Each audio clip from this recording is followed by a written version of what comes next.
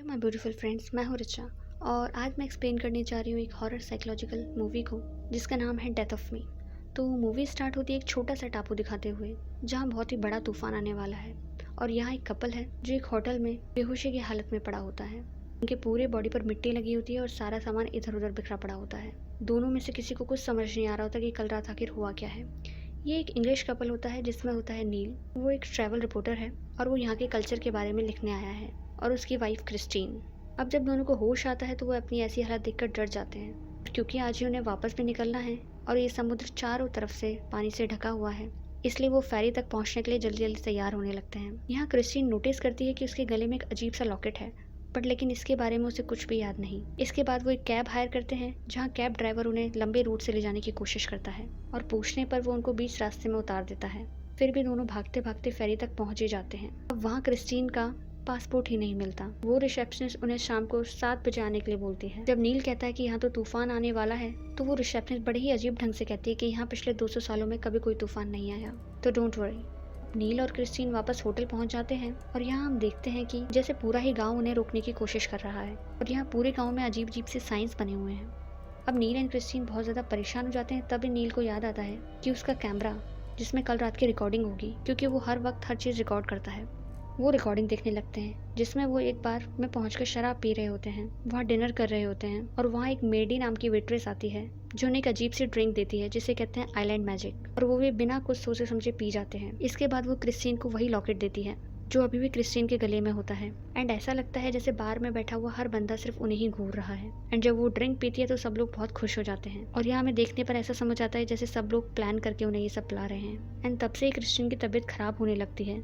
फिर इसके बाद नेक्स्ट सीन में हम देखते हैं कि नील क्रिस्टीन को गला दबाकर मार रहा होता है और उसे जमीन में दफना देता है, और उन्हें तो इसमें से कुछ भी याद नहीं। अब ये सब देखकर क्रिस्टीन इतना डर जाती है कि वो नील से डरकर खुद को वॉशरूम में बंद कर लेती है, और वो वहाँ पर लॉकेट उतार देती है। लॉकेट उतारते उसके मुंह से कीचड़ निकलने लगती है और वो और ज्यादा डर जाती है। इतने में नील भी दरवाजा तोड़कर अंदर आ जाता है। इतने में वहाँ की ओनर भी आ जाती है अपनी बेटी के साथ, जिसका नाम होता है समैंथा। अब नील एंड क्रिस्टीन को कुछ भी समझ नहीं आ रहा कि ये सब क्या हो रहा है, इसलिए समैंथा उन्हें एक डॉक्टर के पास ले जाती है। वहाँ वो डॉक्टर उनका अजीब तरह से चेकअप करता है और एक टॉनिक पीने के लिए देता है, और वहाँ के सारे बच्चे उन्हें अजीब तरह से घूर रहे होते हैं, और डॉक्टर ये सब सिर्फ हेल्यूसिनेशन है ऐसा बोलकर उन्हें जाने को देता है। बट जब नील उन्हें वीडियो दिखाता है वो मजाक समझकर उसे इग्नोर करने के लिए कहता है। अब जब डॉक्टर जबरदस्ती क्रिस्टीन को दवाई देने की कोशिश करता है तो क्रिस्टीन वहाँ से भाग जाती है। अब वो घर आने के रास्ते में एक कैफे में बैठकर सोचने लगते हैं कि आखिर ये सब चल क्या रहा है, और अब क्रिस्टीन अपने लॉकेट को ही घूर रही होती है। अभी हमें लगता है कि जैसे वहाँ एक लड़की आकर उन्हें कुछ कहना चाहती है, बट एक आदमी आकर उसे रोक देता है, और हम वहाँ पर देखते हैं कि वहाँ के लोग कुछ फेस्टिवल मना रहे हैं जिसको शूट करने के लिए नील चला जाता है।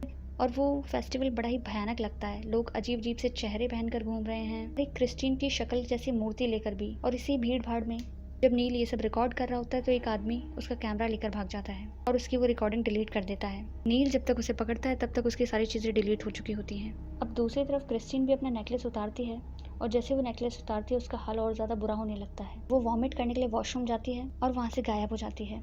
जब तक नील वापस आता है क्रिस्टीन उसे कहीं नहीं मिलती, और हम क्रिस्टीन की तरफ देखते हैं कि उसे कुछ अजीब अजीब लोगों ने पकड़ रखा है और उसकी बॉडी में वो कुछ इंजेक्ट कर रहे हैं जैसे कोई बहुत बड़ा जानवर।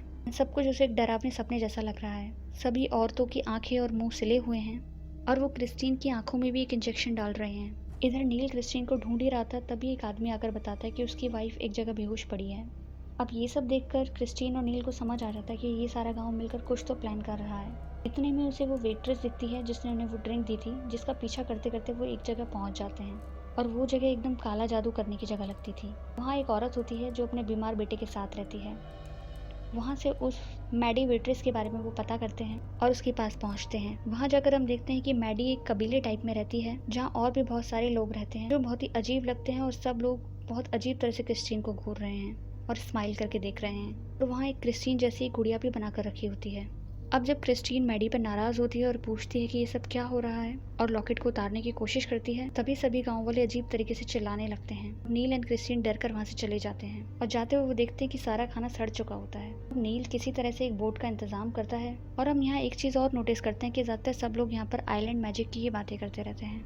अब नील बोट आने का वेट कर रहा होता है, तभी एक आदमी साइड में खड़े होकर फिश काटने लगता है। अब हमें लगता है जैसे ये इजिली बचकर वापस चले जाएंगे, पर वो फिश काटने वाला आदमी कुछ अजीब तरीके से मैजिक करने लगता है और उसके ऐसा करते ही नील भी खुद को कट कर लेता है और वहीं पानी में डूबकर मर जाता है। और ये सब देखकर जब क्रिस्टीन दूर से चिल्लाती है, लेकिन जब तक वो नील के पास पहुंचती है बहुत देर हो चुकी होती है। वहाँ ना नील होता, ना पानी और ना ही बोट।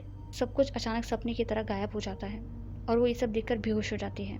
जब वो होश में आती है और अपने हस्बैंड को ढूंढती है, लेकिन उसके हस्बैंड का वहाँ कोई नामो निशान नहीं होता। इवन यहाँ पर सिग्नल भी नहीं आता है कि कोई किसी को फ़ोन भी कर सके। अब क्रिस्टीन को कुछ समझ नहीं आ रहा होता कि ये सब क्या हो रहा है। समांथा उसे संभालने की कोशिश करती है, पर लेकिन हम देखते हैं कि यहाँ बहुत कुछ अजीब चल रहा है। कोई भी क्रिस्टीन को बाहर नहीं जाने देगा। तभी क्रिस्टीन खुद को एक कब्र में पाती है जहाँ चारों तरफ बच्चे नाच रहे हैं और फिर ये एकदम रिचुअल जैसा लगने लगता है। तभी वो फिर से होश में आती है और वो समांथा से रिक्वेस्ट करती है कि वो प्लीज़ वापस उस मैडी वेट्रेस के पास चले, ज़रूर उसका हस्बैंड भी वहीं होगा। और हम न्यूज़ में देखते हैं कि आज रात फिर से वही बहुत बड़ा तूफान आने वाला है। अब जब क्रिस्टीन नील को ढूंढते ढूंढते मैडी के घर तक पहुंचती है और वापस उसे वही सारी औरतें दिखती हैं जिनके मुंह सिले हुए होते हैं और उनको मुंह को खोलने से एक अजीब सा लिक्विड क्रिस्टीन के चेहरे पर गिरता है और वो बेहोश हो जाती है। अब जब उसकी दोबारा आंखें खुलती हैं, वो वापस घर पर होती है एंड समांथा उसे बताती है कि वो तो बाहर गई ही नहीं, वो गाड़ी से उतरते ही बेहोश हो गई थी। लेकिन क्रिस्टीन कुछ याद करते हुए वापस जैसे नेकलेस उतारने की कोशिश करती है, उसके पेट में बहुत ज़ोर से दर्द होने लगता है और उसे याद आता है कि काफ़ी सारे लोगों ने उसे पकड़ रखा था और उसके पेट में कुछ तो डाला था, जो कि बहुत डरावना लग रहा होता है। तभी वहाँ समांथा वापस आकर उसे वही लॉकेट पहना देती है और सब कुछ ठीक हो जाता है। समांथा उसे कहती है कि नील वापस चला गया है, बट उसने ही बताने से मना किया था, जिस पर क्रिस्टीन को बहुत गुस्सा आता है और वो उसे बिलीव नहीं करती। अब समांथा वापस उसे डॉक्टर के पास ले जाती है एंड वहाँ डॉक्टर उसे बताता है कि वो प्रेग्नेंट है और हम देखते हैं कि अल्ट्रासाउंड में बच्चे की जगह एक मॉन्स्टर है और डॉक्टर अब उसे ज़बरदस्ती बेहोशी का इंजेक्शन देने की कोशिश करता है, लेकिन वो बड़ी मुश्किल से अपनी जान बचाकर फिर से भाग जाती है। और अब तूफान आने का समय पास आता जा रहा है और पूरा आइलैंड घर में छुप जाता है। अब क्रिस्टीन भागते भागते वापस उसी ब्लैक मैजिक वाली औरत के पास पहुंचती है कि आखिर यहाँ पर चल क्या रहा है, जिसे औरत बताती है कि पहले यहाँ पर फ़ोन नहीं होते थे, इसलिए किसी को कुछ भी पता नहीं चलता था, बट क्रिस्टीन ने क्योंकि सब कुछ देख लिया है और उसे कुछ कुछ समझ में आ गया है कि कुछ तो गड़बड़ है, इसलिए ब्लैक मैजिक वाली औरत बताती है कि तुम ना तो पूरी तरह से जिंदा हो, ना तुम मर चुके हो, तुम आत्माओं की दुनिया में जी रही हो, वो भी इस लॉकेट की वजह से। ये आइलैंड हजारों सालों से प्रेग्नेंट औरतों की बलि देता है और उनके बलिदान से इस आइलैंड पर सब कुछ सुरक्षित है, और क्योंकि अब तुम भी प्रेग्नेंट हो, इसलिए आज रात की तूफान से बचने के लिए तुम्हारी बलि दी जाएगी। और यहाँ हम देखते हैं कि ब्लैक मैजिक करने वाली औरत का बेटा बहुत ही बीमार होता है, इसलिए वो भी इस लॉकेट को चाहती है। अगर क्रिस्टीन उसकी मदद चाहती है तो उसे वो लॉकेट इसे देना होगा। और अब हम देखते हैं कि सभी लोग रिचुअल की तैयारी कर रहे हैं और कुछ लोग, जिसमें डॉक्टर भी होता है, वो क्रिस्टीन को ढूंढ रहे होते हैं बलि देने के लिए। और अब वो ढूंढते ढूंढते वापस उस ब्लैक मैजिक वाली औरत के पास पहुंच जाते हैं। अब वो डॉक्टर ब्लैक मैजिक वाली औरत को कुछ तो ऐसा बोलता है कि वो खुद को ही मार लेती है और मारते वक्त चिल्लाती है क्रिस्टीन से कि भागो। क्रिस्टीन वहाँ पागलों की तरह भागने लगती है और सभी गांव वालों ने वाइट कपड़े पहने हैं और उसे देखकर सब हंस रहे होते हैं।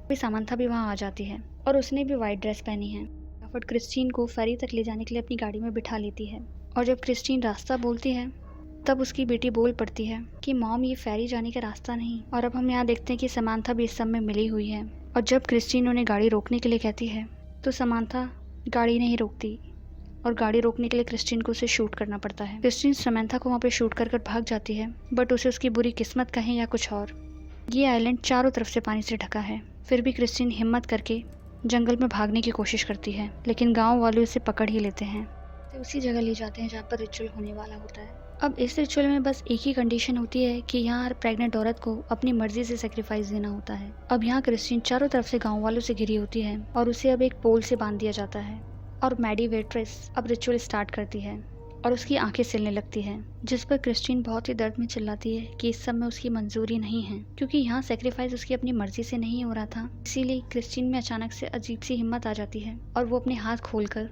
एक लात मारकर खुद को आज़ाद कर लेती है। अब पूरे गांव वाले उसका पीछा करते हैं, क्योंकि अभी सेक्रीफाइस नहीं हुआ था, इसलिए तूफान भी शुरू हो जाता है। लेकिन क्रिस्टीन बस बेतहाशा भागी जा रही होती है और वो वहाँ एक बोट तक पहुँच जाती है और इस तूफान में ही गहरे समुद्र में बोट लेकर उतर जाती है। और कमाल की बात है, उसके बोट चलाते ही पूरे समुद्र में इतनी तेज बाढ़ आती है कि पूरा आइलैंड ही तहस नहस हो जाता है। अब हम अगले दिन की न्यूज़ देखते हैं कि सारी दुनिया शॉक में होती है कि इस आइलैंड पर पिछले 200 सालों से कोई तूफान नहीं आया और आज एक ही तूफान ने पूरा आइलैंड बर्बाद कर दिया, जिसमें हजारों लोग मारे गए।